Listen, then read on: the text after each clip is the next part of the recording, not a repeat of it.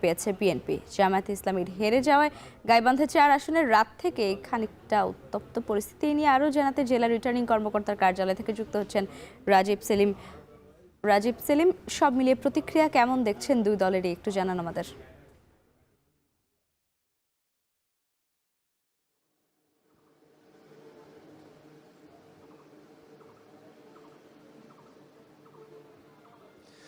লাইবা, গাইবান্ধার যে ৫টি সংসদীয় আসন রয়েছে তার মধ্যে ৪টিতে জামায়াতে ইসলামী মনোনীত প্রার্থীর জয় পেয়েছেন এবং একটি আসনে অর্থাৎ গাইবান্ধা ৪ আসন, যেটি গোবিন্দগঞ্জ উপজেলা নিয়ে গঠিত যে আসনটি, সেই আসনে বাংলাদেশ জাতীয়তাবাদী দল মনোনীত প্রার্থীর জয় হয়েছে। ওই আসনটিতে জামায়াত এবং বিএনপি দু দলের সমর্থক প্রায় সমান।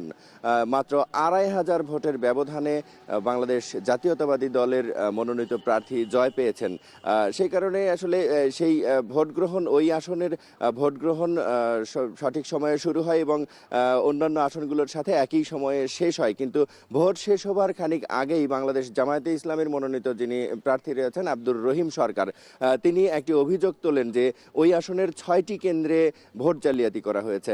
এই কারণেই সেই আসনে কিছুটা উত্তাপ ছড়িয়ে পড়ে। সেই উত্তাপ জেলা রিটার্নিং কর্মকর্তার কার্যালয়ের যে সম্মেলন কক্ষ রয়েছে সেখানেও ছড়িয়ে পড়ে। সেখানে ফলাফল ঘোষণার জন্য গত রাত 11:30টায় যখন জেলা রিটার্নিং কর্মকর্তা ফলাফল ঘোষণা করবেন, ঠিক সেই সময় আব্দুর রহিম সরকারের সমর্থকরা সম্মেলন কক্ষে ঢুকে পড়েন এবং বেশ পুলিশের সাথে হাতাহাতি পর্যন্ত হয়, বেশ উত্তপ্ত পরিস্থিতির সৃষ্টি হয়।